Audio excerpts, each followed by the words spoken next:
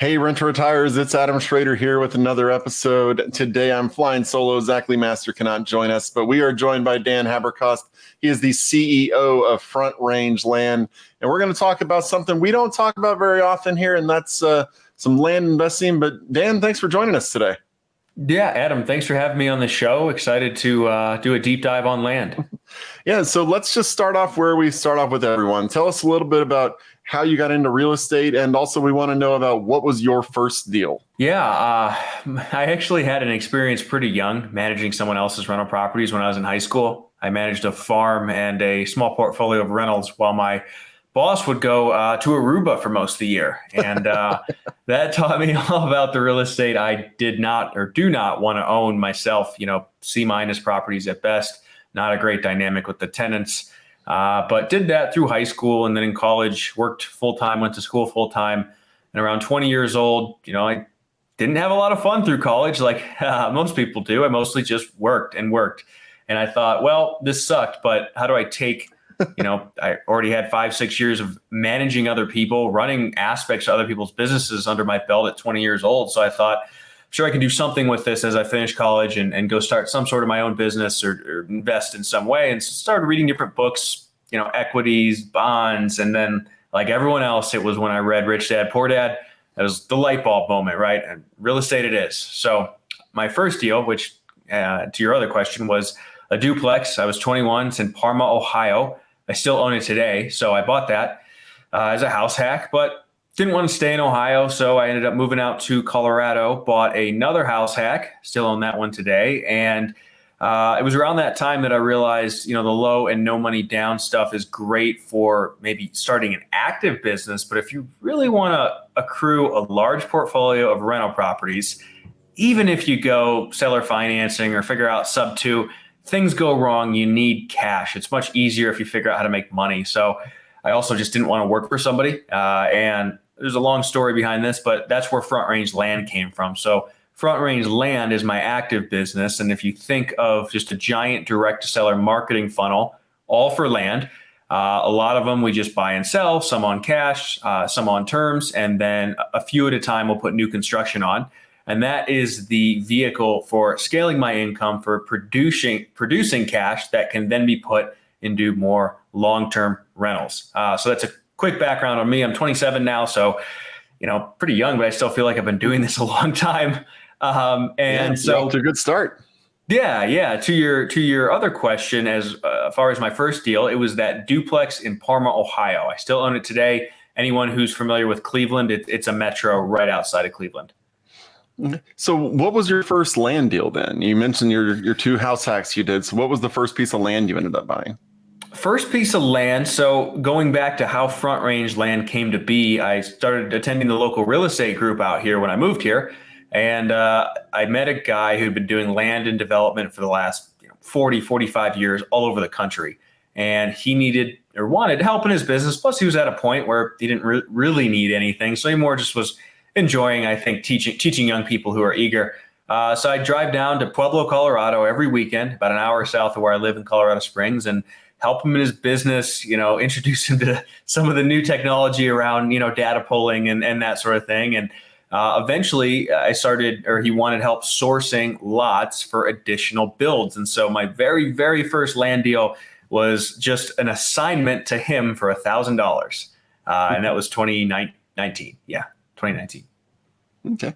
So you mentioned that, obviously capital being the limiting factor, putting the money into the deals, all of that. How are you getting into land without having, because when I think of investing in land, I think of spending, anywhere from $15,000 to $50,000 on a lot, sitting on a lot, and then, hoping for appreciation and then selling it, making it more of a almost stockish trade type thing. So what do you mean when you talk about investing in land? How are you doing this without needing, hundreds of thousands of dollars to purchase the lots? So when I was starting, and I didn't have my own capital and I didn't have lines of credit, I just found investors. And so he funded a number of the first deals for me. And to your point about sitting and waiting for land to go up, so that's not at all my approach. Think just like with single family or apartments, there are scenarios in which you can buy them at a discount land is no different. I'll tell you the demographic that sells land at a discount is very different than the demographic that sells, houses at a discount. So totally different avatar, but nonetheless, you can buy land at a substantial discount. And then there's also quite a few ways to improve it, from simply getting it surveyed to potentially doing a subdivide, or of course putting a new construction on it. There's a lot of ways to improve land, but even just the simple arbitrage model at buying at a discount and selling at full retail is perfectly viable as well. So you mentioned that the people who are selling land undervalue are different than the people selling homes undervalue. So what is that difference? I mean, I would think that there'd be a decent amount of crossover in terms of type of situations, but what are you looking at for the people who are selling land at a discount? Why would they do that? So we got another deal actually in Cape Coral last week, and this illustrates the point very well. She, we negotiated with her, sent her an offer right around 50-ish cents on the dollar, and she disappeared for about a week.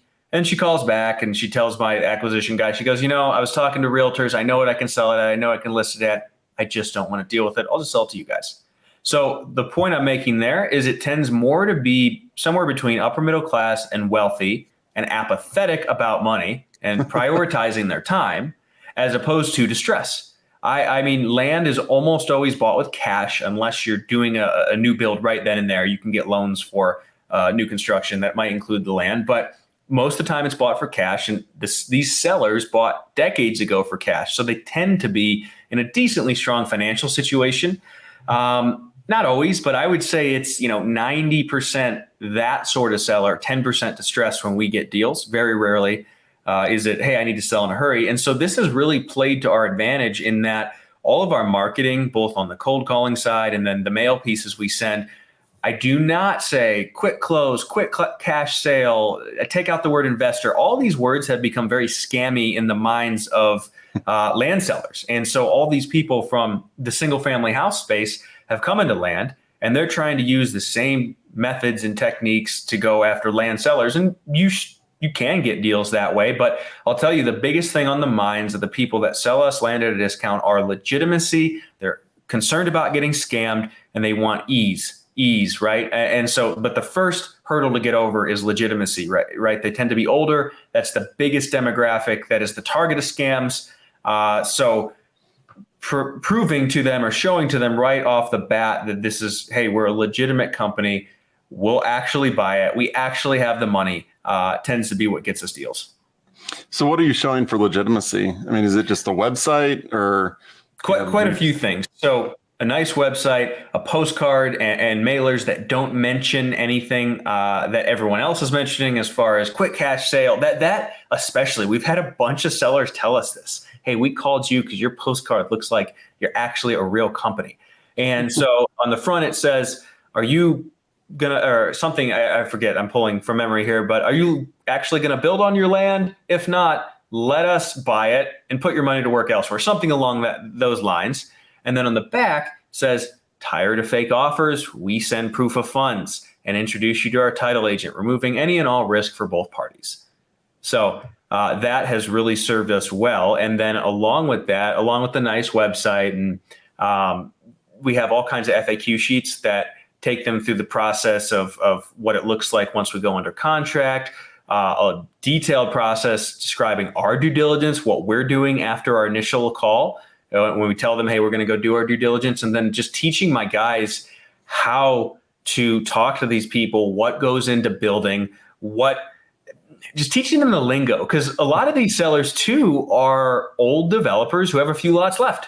And so if you're talking to them and you can't talk about plats or perk tests or utilities or any of that, they're not going to think you're legitimate. Yeah, so much for legitimacy. Yeah. It's a combination of things. So you mentioned going and doing your due diligence. If someone is looking at land, how do you actually run due diligence on land? Is it just, what is this zoned as? Is it, how are you running comps on it? What are you doing to actually make sure that you're purchasing land that you can make a profit off of? Yeah, so my acquisition managers have a pretty substantial due diligence sheet. And then even beyond that, we have a market specific due diligence sheet that brings up any and all subtleties that might vary from market to market. Because anyone who's done this in a lot of different markets across the country, the norms and the potential pitfalls vary dramatically. So an easy example of this, a lot of the markets we do business in Florida, a slight increase in lot size leads to a big and proportional increase in price. Whereas there's a market in North Carolina I'm doing business in, there's a market out here in Colorado I've done business in, where going from a acre to an acre and a half or half acre to 3/4 means absolutely nothing as far as price.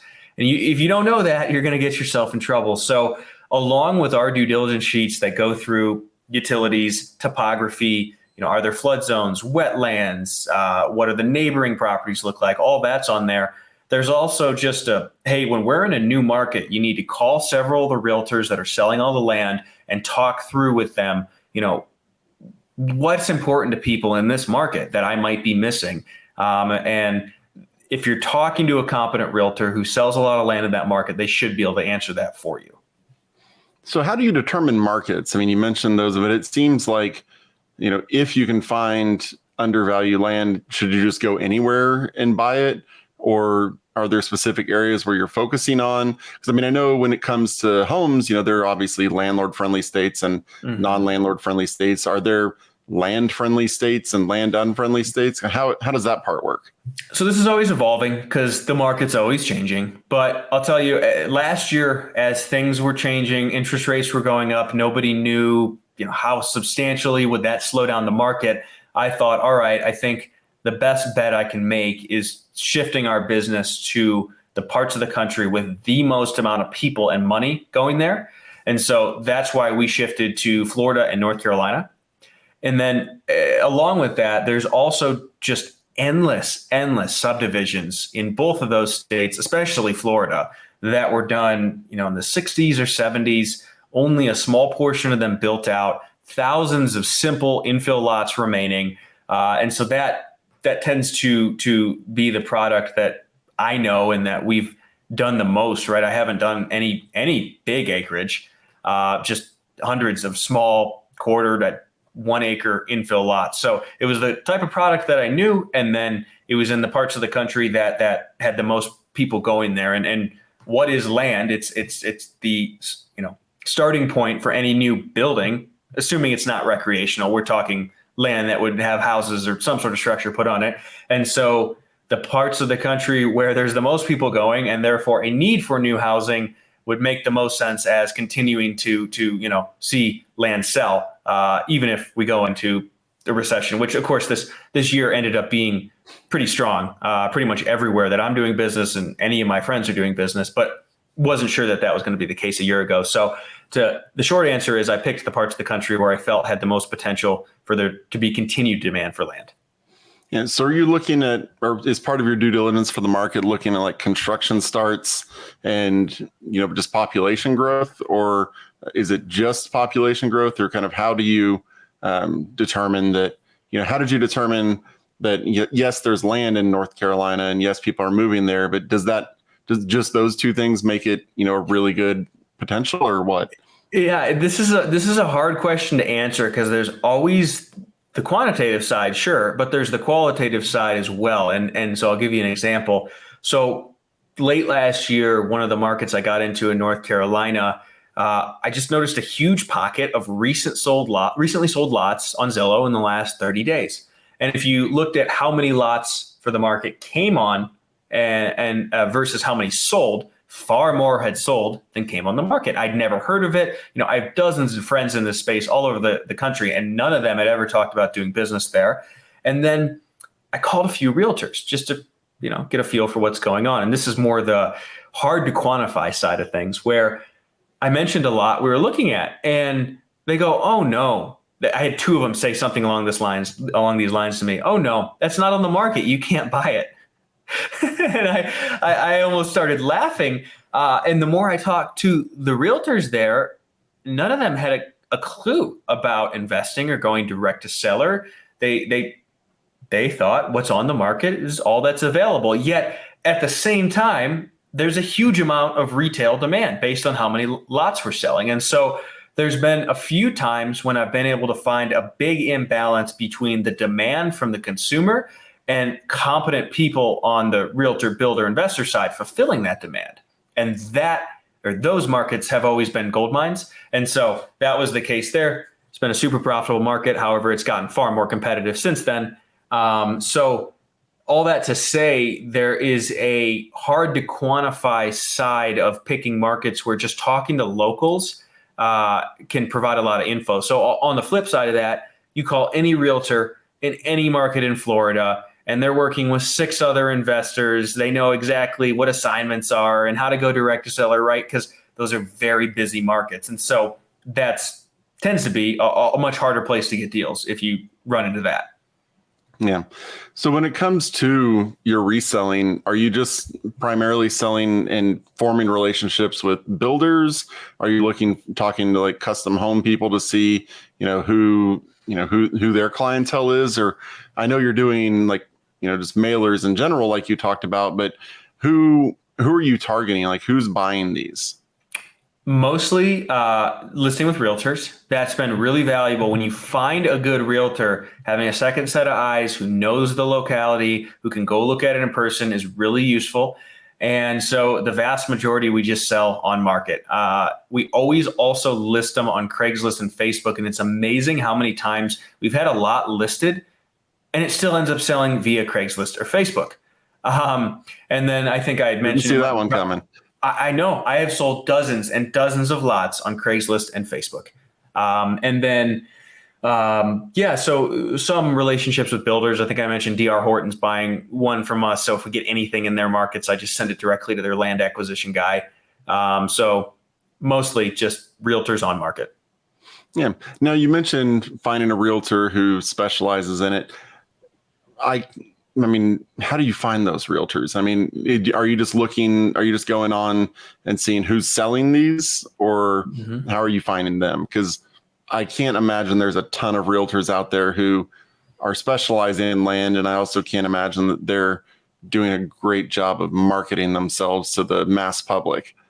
Well, yeah. So it tends to follow the 80-20 rule or some variation of that, where if you go on Zillow and this is a market with a lot of sales, you start clicking around, you'll tend to see maybe a couple names recurring. And that's how I've found most of our solid realtors, is just who's selling most of the land. And then when you call them, you can start asking questions about, well, who's buying it? Are they out-of-staters? Just kind of make sure they didn't just get lucky or get a portfolio to sell. Make sure they actually know about land, that they want land listings, and this wasn't just, a side project, and that they have buyers for it. If you're talking to them and it's clear that they mostly sell houses and they just got a few land deals and they're making far more in the houses, that's probably not a good realtor for you. On the flip side, if you talk to them and they say, no, all I do is land, that's a good sign. So like our Florida realtor, he has hundreds of land listings, and he can do anything south of the Panhandle. He knows every market. He has tons of comps just from himself, let alone the market in general. So that's who you want to find. Yeah. Now, we talked about seller financing a little bit earlier. You touched on it. Is that a thing with land as well, or is land pretty much straight up buy it and then move to sell it? Yeah. So earlier I mentioned that land is pretty much always bought with cash in traditional sales. As far as if I want to go buy on market, just a normal lot that's listed, a retail transaction, I'm probably going to need cash. So for those of us that are capitalized correctly, there can be an opportunity there, because 12% interest is very normal. So I have 2 lots closing in Palm Bay. I think it'll be Monday to sell, where he put up, I think, 10,000 and then financing the remaining 43 at 10% interest. And so that's it's nice to have that along with the bigger chunks from new builds and buying and selling of land coming in every month. So, a few lots here and there we sell on terms like that. And some people make that their entire business, where they sell everything on terms, because again, 10 to 12% interest is very typical for land. Yeah. Well, fantastic. So how do you decide which ones you're going to sell? And it sounds like you're also doing some building. So what makes you decide, let's sell this, let's build on this? Okay, so I only do the builds locally here, where I have, number one, just people I know very well, have done business with for years and can trust, and then where I can go look at them in person. So I have not done any building outside of Pueblo County, Colorado, an hour south of where I live. So as far as deciding on which lots to build and which lots to flip down there, that market has changed quite a bit. They're running out of water. So it's kind of do or die right now. So we're building quite a bit. I'm not really flipping anything down there right now. And then as far as just whether I sell it on terms or for cash, I personally see my business, my land business, as just a means of generating more cash. So I try and always just flip for cash, but sometimes lots sit, or right now it's summer in Florida. Summer is the worst time for Florida. It's like winter out here because the population dwindles and it's so hot. So the market slows down. So I just hadn't gotten any good cash offers, got a good terms offer on those two, for example. So that's why I sold on terms for those. Okay. Now, what are the biggest, mistakes that people make whenever they go into land investing in general, or you just see them go in and just say, I'm just going to buy everything? Or what are the big mistakes people make whenever they get into this? Yeah, there's a number of things that come to mind. One that I hit on earlier, they take the frame of reference from wholesaling single family houses and apply it to land, which leads to them wasting marketing dollars and not communicating correctly, not hitting on the real pain points of the sellers.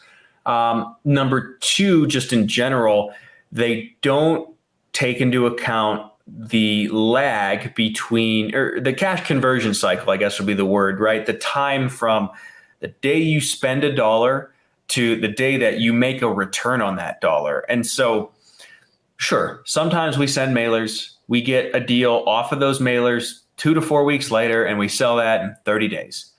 But a lot of the times there's a couple dozen follow-ups to actually close a deal. And, we had one of our best deals last month, and my acquisition manager had been following up on that for 9 months. We had, we had another great one this month. It was, it just went under contract to sell the day we listed it, but he'd been following up on that one for 12 months. People underestimate the power of follow-up. In the market where I build here in Pueblo, Colorado, there's a lady, I routed these to myself because, like I said, this is the last round of building we're ever going to get there because they're about to run out of water. And so I said, all right, screw it. I want to get everything we can. I'm going to take these calls. I haven't done that in years. And a lady calls in. She had gotten 20 plus mailers from us over the last 4.5 years. And she was finally ready to sell. And what do you know? She just wanted to sell to a local who was actually going to build on it. And I got it at $8,000. It's worth 30-ish. But the follow-up there on the marketing is the point I wanted to make, right? Continually marketing. And of course, we've gotten many deals in the interim there, but both on the mail side of things and then on the follow-up of your, warm leads, it is much longer than most people realize. And I think a lot of people start spending money and they don't spending money on marketing, and they don't consistently execute their follow-up or their lead measures long enough to get their lag measure of making a return. I think that's the biggest mistake I see. Yeah. And so what is the general, like if someone's saying, I'm going to invest in land, I want to do this, you mentioned all the marketing pieces. What's a general startup cost that someone would need to have? Because all those mailers, they're not free. Mm-hmm. Creating them is not free. So what's a reasonable startup cost that someone could consider when they're going into this? $2,000 to $3,000 a month. Yeah. All right. And on an average deal, you say you get it for, $8,000 and it's worth $30,000, but you probably spent a couple grand in advertising total to get it out to her. So what kind of returns can people actually look at? Because it's pretty easy to look and say, single family home, I'm going to, put this much money into it. It's going to be worth this much. My returns are going to be this much. So what kind of returns are you able to generate with most land deals? It's so all over the board, and average isn't a great representation of reality. We had one deal we made $76,000 on last month. We had one we messed up and made $3,000 on. So generally speaking, it's about, and this varies from market to market, 1,000-ish mailers to get a lot under contract. But then the margins And it's always changing with the market too. It's like if I was sending 1 million mailers a month, right, I'd have a big enough sample size to give you a really solid average, but I'm not. I'm sending about 10,000 mailers a month. So that's why I say it's approximately 1,000 per deal. And then return wise, we try to buy 50 to 55 cents on the dollar in Florida because it's incredibly hot, much easier to sell. And then in North Carolina, we try and be more 40-ish cents on the dollar. Here in Colorado, I'm only building on the lots that I get. And so that varies. If it's, we got one last month where it was just a perfect lot for a duplex surrounded by very nice single family homes, even though we could put a duplex there. So that one I paid like 75 cents on the dollar because I don't care. It's just a great location to put a new construction duplex on. Well, fantastic. Well, the website is danhaberkost.com. Dan, give us just a short pitch about, who, what you're doing. I mean, obviously we talked about it some, but anything else you want to say about your company? Yeah, absolutely. So just launched a podcast with a fellow investor of my friend of mine, The Big Picture Blueprint. We discuss all things real estate, land, and business in general. And then, anyone interested in investing or having funds they need a return on, feel free to reach out via my website or Dan Haberkost on Instagram or Facebook. All right. Well, thank you so much. The website, again, is danhaberkost.com. You can find the land deals there. If you're looking for single family or multifamily deal that, we can help with, head on over to renttoretirement.com. That's renttoretirement.com. It's getting towards the end of 2023, but if you want to know what markets are worth investing in 2023 and probably 2024, you can get a copy of Zach's report by emailing podcast@renttoretirement. That's podcast@renttoretirement, and just say you want the top 20 markets to invest in 2023. Really appreciate the time you spent educating yourself today, and we'll talk to you on the next episode. Thanks for watching the Rent to Retirement YouTube channel. Check out some of our other videos, like this one, or this one here.